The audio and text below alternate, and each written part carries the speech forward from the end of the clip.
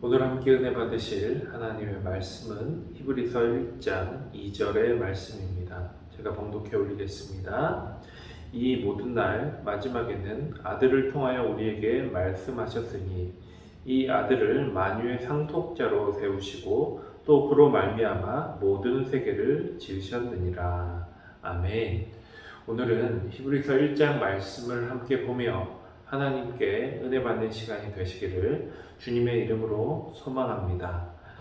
여러분, 우리는 지난주까지 빌레몬서를 마지막으로 바울 서신을 함께 보았습니다. 제가 지난 금요일에도 말씀을 드렸지만 바울 서신은요, 그 서신을 받아보는 대상에 따라 분류할 수 있었습니다 라고 말씀을 드렸는데요, 그런 면에서 볼 때 이 히브리서는 그 대상이 분명합니다. 누구입니까? 바로 히브리인입니다. 히브리인 중에서도 하나님을 믿고 예수 그리스도를 내 구주로 믿는 히브리 성도들에게 보낸 서신입니다. 그런데 이렇게 받은 사람은 명확하지만 이 히브리서는 정작 이 서신을 작성한 저자는 누구인지 알 수가 없습니다. 어떤 사람은 바울이다, 또 어떤 사람은 바나바다, 아볼로다, 이렇게 여러 가지 주장을 하고 있지만 명확하게 히브리서의 저자라고 주장할 수 있는 명확한 증거가 없기 때문에 우리는 이 서신을 쓴 사람이 누구인지 알 수 없습니다. 그렇다면 누가 쓴 서신인지도 모르는 이 서신이 어떻게 정경으로 선택이 되어서 성경이 된 것일까요? 그것은 이 서신의 내용이 그만큼 탁월하고 정확했기 때문입니다. 여러분, 제가 방금 전에도 말씀을 드렸지만 이 서신의 대상자는 히브리 성도들이다 라고 말씀을 드렸지요. 그렇습니다. 히브리인 하면 유대교 신앙을 바탕으로 하나님과 구약 율법에 대해서 엄격한 기준을 가지고 살아가는 사람들입니다. 그러나 그들 중에서 복음으로 말미암아 믿음으로 성도가 된 사람들에게 오늘 이 서신이 보내진 것입니다. 왜일까요? 왜 이 서신이 그들에게 보내진 것일까요? 예수 그리스도의 십자가 복음을 듣고 하나님의 자녀가 되었지만 여전히 그들 앞에 펼쳐진 이 세상은 여러 가지 규례와 율법적인 요소가 당연한 세상이었었고, 어찌되었든 그들이 회심하기 전까지 배우고 진리로 알았던 것들이 유대교적 신앙이었기 때문에 언제라도 그들의 마음속에 혼란과 갈등이 생길 수 있었고 다시 유대교로 돌아가 버릴 수 있는 위험한 상황이었기 때문에 오늘 이 서신이 그들에게 보내진 것입니다. 그래서 그런 그들에게 오늘 본문은 이렇게 이야기하고 있습니다. 오늘 본문 1절 말씀입니다. 옛적의 선지자들을 통하여 여러 부분과 여러 모양으로 우리 조상들에게 말씀하신 하나님이, 여러분, 지금까지 우리가 함께 보았던 서신들에는 그 시작이 어떠했습니까? 그 서신자와 수신자, 이 이야기도 있었고요. 첫인사하는 부분도 있었고 안부를 묻기도 하였습니다. 또 잘한 점 등을 이야기하면서 위로해주는 부분도 있었습니다. 하지만 오늘 이 히브리서의 시작은 어떠합니까? 여러분, 아무것도 없습니다. 바로 본론이 시작돼 버린 것입니다. 왜일까요? 여러분, 그만큼 이 히브리인들의 이 상황이 영적으로 위험하고 다급했기 때문입니다. 그래서 바로 직접적으로 이야기를 시작하고 있는 것이죠.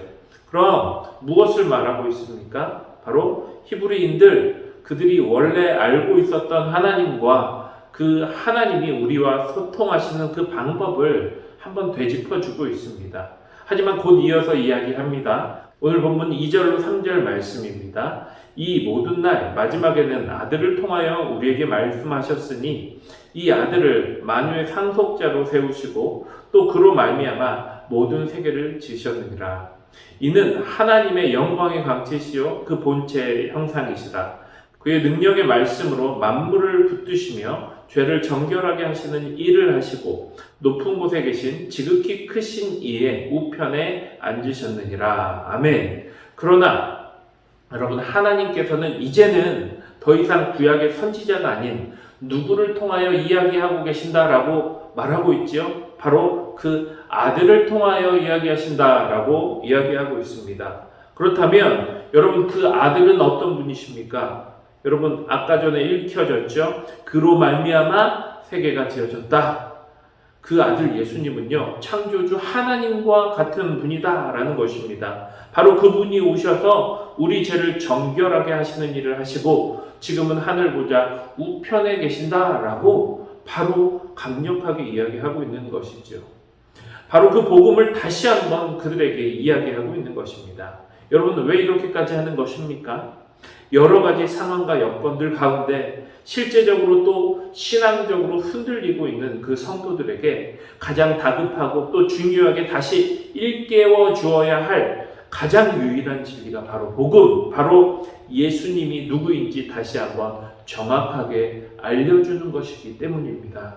사랑하는 성도 여러분, 저는 오늘 이 설교를 준비하면서 이런 생각을 한번 해보았습니다. 지금 우리 가운데 일어나고 있는 여러 가지 일들이 또 코로나와 같은 이런 여러 가지 상황들이 우리의 믿음과 또 신앙의 성장을 방해하고 가로막고 있지는 않은가. 더욱더 믿음으로 나아가기를 갈망하고 성장하기를 결단하기보다는 예전에 왕년에 있었던 세상 속에서의 나를 그리워하면서 돌아가려고 흔들리고 있지는 않은가. 여러분 그렇다면 그런 우리들에게 지금 무엇이 가장 시급하겠습니까? 여러분 그렇습니다. 복음으로 우리는 다시 뜨거워져야 한다라는 것입니다. 우리가 믿고 우리를 위해 십자가에 돌아가신 예수님께서 어떤 분이신지, 그 예수님께서 어떤 하나님이신지 다시 한번 명확하게 우리가 깨닫게 될 때에 우리는 더 이상 흔들리지 않고 믿음으로 세상에 바로 설 수 있게 되는 것입니다.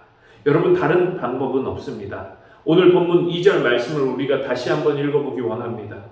이 모든 날 마지막에는 아들을 통하여 우리에게 말씀하셨으니 이 아들을 만유의 상속자로 세우시고 또 그로 말미암아 모든 세계를 지으셨느니라.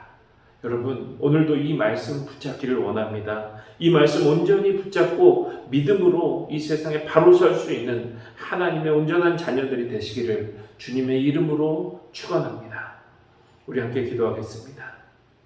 사랑의 하나님, 감사를 드립니다. 하나님의 은혜 가운데 오늘도 하나님의 말씀을 받게 하여 주심을 주여 진심으로 감사를 드립니다. 하나님, 저희가 자꾸 옛날 생각을 하고 아버지 세상에서의 생각을 하고 아버지 내 마음이 나도 모르게 흔들리고 있었다면 하나님 아버지 앞에 이 시간 회개하오니 아버지 용서하여 주시옵소서. 그리고 다시 한번 하나님 아버지께서 저희에게 보내주신 아버지 그 십자가의 그 사랑, 예수 그리스도의 그 복음을 다시 한번 붙잡고 바로 서 나아갈 수 있는 굳건한 믿음으로 서 나아갈 수 있는 아버지 그런 저희들이 될 수 있도록 주님 역사하여 주시옵소서. 이 모든 말씀 살아계신 예수님의 이름으로 기도드립니다. 아멘. 이 시간 우리 함께 기도하겠습니다.